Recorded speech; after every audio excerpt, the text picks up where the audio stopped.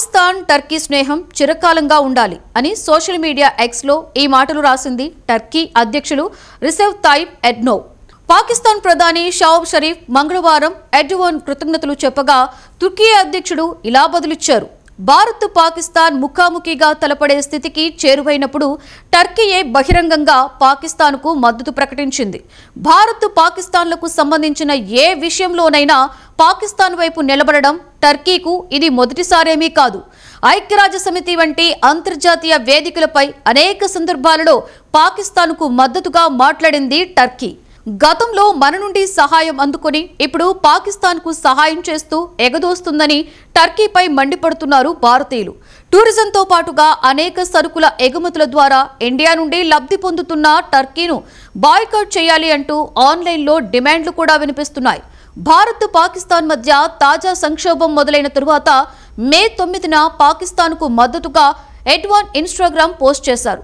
పాకిస్తాన్ ప్రజలను తనకు సోదరులుగా అభివర్ణించిన ఎర్డోగన్ వారి కోసం అల్లాను ప్రార్థిస్తున్నారని చెప్పారు. పహల్గాం దాడి మీద అంతర్జాతీయ స్థాయిలో దర్యాప్తు చేయాలన్న పాకిస్తాన్ ప్రతిపాదనకి కూడా ఆయన మద్దతు తెలిపారు. దాడి జరిగిన కొన్ని రోజుల తర్వాత టర్కీ వాయుసేనకు చెందిన C-130 జెట్ విమానం ఒకటి పాకిస్తాన్లో ల్యాండ్ అయింది. సంక్షోభానికి ముందు టర్కీ యుద్ధనౌక కరాచీ పోర్ట్ను చేరుకుంది. ఇంధనం నింపుకోవడానికి కోసం విమానాన్ని ల్యాండింగ్ చేశామని, పరస్పర సామరస్యంతో భాగంగా యుద్ధ నౌకను పంపామని టర్కీ తెలిపింది. సంక్షోభం సమయంలో టర్కీ తయారీ సోనార్క్ డ్రోన్లతో పాకిస్తాన్లో పెద్ద ఎత్తున దాడి చేసిందని మే 8న భారత్ ఆరోపించింది. అయితే ఆరోపణలను పాకిస్తాన్ రక్షణ మంత్రి ఖండించారు.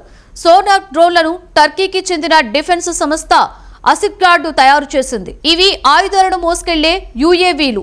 పశ్చిమాసియాలో పాకిస్తాన్కు మద్దతు ఇచ్చిన ఏకైక దేశం టర్కీ. ఇతర గల్ఫ్ దేశాలు పాకిస్తాన్కు మద్దతు ఇవ్వడం లేదు. భారత్కు టర్కీ ఎందుకు మద్దతు ఇవ్వడం లేదనే అంశం ఇక్కడ మాట్లాడుకుంటే 2023 ఫిబ్రవరిలో టర్కీ సిరియాలకు తీవ్ర భూకంపం వచ్చింది. వేలాది మంది చనిపోయారు, లక్షలాది మంది నిరాశ్రయులయ్యారు. టర్కీ సిరియాలలో సహాయం పునరావాసం కోసం భారత ప్రభుత్వం ఆపరేషన్ దోస్తును ప్రారంభించింది. ఈ కార్యక్రమం కింద టర్కీకు విమానంలో సహాయ సామగ్రి కూడా పంపించింది భారత్. భారత్ టర్కీ మధ్య ఉన్న స్నేహబంధం ఈ ఆపరేషన్ ప్రతిబింబించిందని, స్నేహితులు ఒకరికొకరు ఎప్పుడూ సహాయం చేసుకుంటారని భారత్లో అప్పటి టర్కీ అంబాసిడర్ ఫిరాత్ సునేల్ అన్నారు. ఆ మానవతా సాయం రెండు దేశాల మధ్య సంబంధాలను మెరుగుపరుస్తుందని కూడా అభిప్రాయపడ్డారు. భారత్ను మిత్రదేశంగా, పాకిస్తాన్ను సోదర దేశంగా తరచూ టర్కీ చెబుతూ ఉంటుంది. అయితే ఈ రెండింటిలో ఒకదాన్ని ఎంచుకోవలసి వస్తే మాత్రం టర్కీ ఎక్కువ సందర్భాలలో పాకిస్తాన్ వైపే నిలుచుంది. చారిత్రాత్మకంగా పాకిస్తాన్తో దగ్గర సంబంధాలు ఉన్న UAE, సౌదీ అరేబియాతో ప్రస్తుతం భారత్కు బలమైన బంధం ఉంది. కానీ ఈ వ్యవహారంలో టర్కీ వైఖరి ఎందుకు భిన్నంగా ఉంది అంటే, టర్కీ వైఖరి ఎందుకు మారడం లేదనే అంశం కూడా ఇక్కడ మాట్లాడుకుంటే డాక్టర్ ఒమర్ అనస్ టర్కీలోని అంకారా యూనివర్సిటీలో అంతర్జాతీయ సంబంధాల విభాగంలో అసిస్టెంట్ ప్రొఫెసర్. ఆయన అభిప్రాయం ప్రకారం ప్రస్తుత పరిస్థితుల్లో సౌదీ అరేబియా, UAEలతో భారత సంబంధాలు కీలకంగా మారాయి. ఎందుకంటే ఆ దేశాల నుండి భారత్ చమురును కొనుగోలు చేస్తుంది. ఇది పక్కన పెడితే భారత్కు చెందిన లక్షలాది మంది కార్మికులు ఈ దేశాలలో పనిచేస్తున్నారు. అదే సమయంలో భారత్ టర్కీ మధ్య వాణిజ్య సంబంధాలు చాలా తక్కువ, ఒకదాని మీద మరొకటి ఆధారపడైతే లేవు. అందుకే టర్కీ వ్యవహార శైలి భిన్నంగా ఉంటుంది. 1948లో భారత్ టర్కీ మధ్య దౌత్య సంబంధాలు ఏర్పడ్డాయి. కానీ అనేక దశాబ్దాల తర్వాత కూడా రెండు దేశాలు ఒకదానికొకటి దగ్గర కాలేకపోయాయి. భారత్ టర్కీ మధ్య బలహీన సంబంధాలకు రెండు ప్రధానమైన కారణాలు ఉన్నాయి. కశ్మీర్ విషయంలో టర్కీ పాకిస్తాన్కు అనుకూలంగా ఉంటుంది. రెండో కారణం, కోల్డ్ వార్ సమయంలో టర్కీ అమెరికా క్యాంపులో ఉంది. భారత్ అలీన విధానాన్ని అవలంబించింది అప్పుడే. ఇక 1947 నుండి 1991 మధ్య అమెరికా, సోవియట్ యూనియన్ మధ్య సుదీర్ఘ కాలం పాటు సాగిన రాజకీయ సైనిక పోటీనే కోల్డ్ వార్ లేదా ప్రచ్ఛన్న యుద్ధమని అంటారు. ఇక కోల్డ్ వార్ బలహీనపడడం మొదలైన తరువాత పాశ్చాత్య దేశాలకు అనుకూలకుడిగా, ఉదారవాదిగా పేరున్న అప్పటి టర్కీ అధ్యక్షుడు తుర్గుత్ ఓజాల్ భారత్లో సంబంధాలను తిరిగి గాడిలో పెట్టేందుకు ప్రయత్నించారు.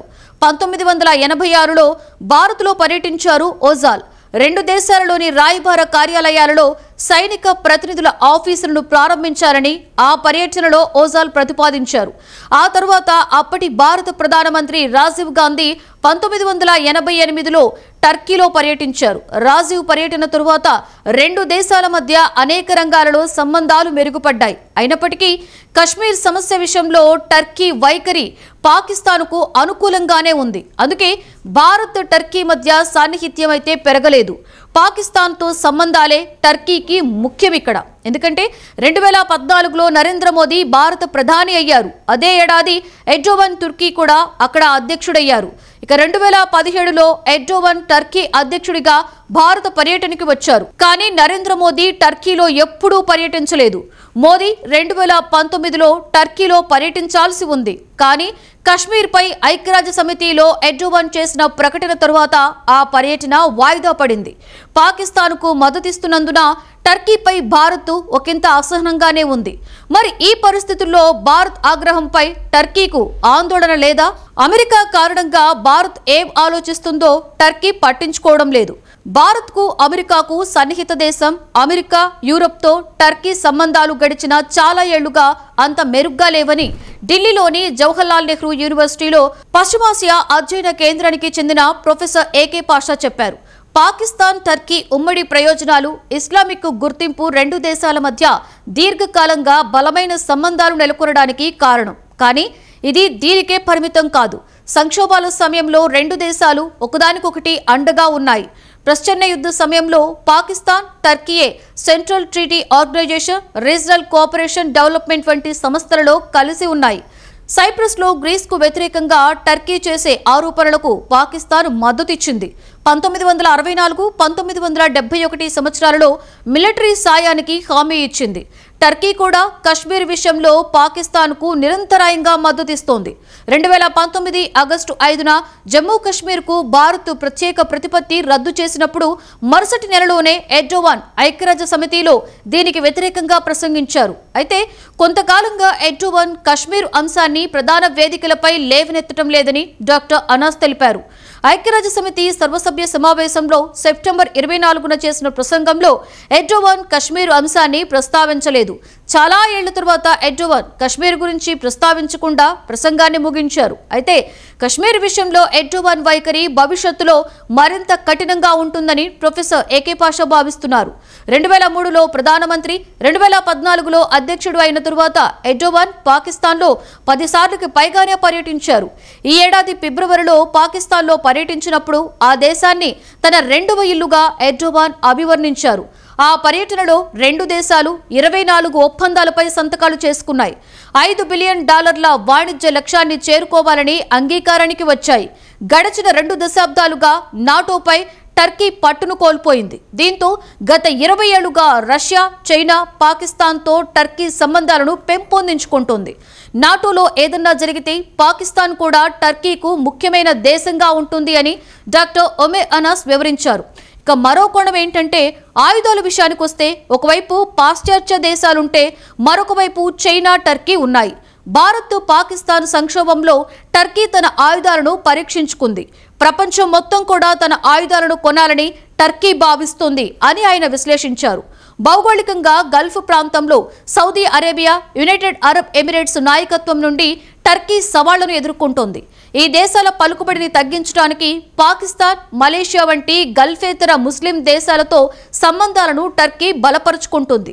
దీంతో పాటు హిందూ మహాసముద్రంపై టర్కీ దృష్టిని కేంద్రీకరిస్తుంది. ఇటీవల సంవత్సరాలలో టర్కీ నౌకాదళం, పాకిస్తాన్ నేవీ కలిసి హిందూ మహాసముద్రంలో సంయుక్తంగా అనేక సార్లు కూడా యుద్ధ విన్యాసాలు నిర్వహించాయి.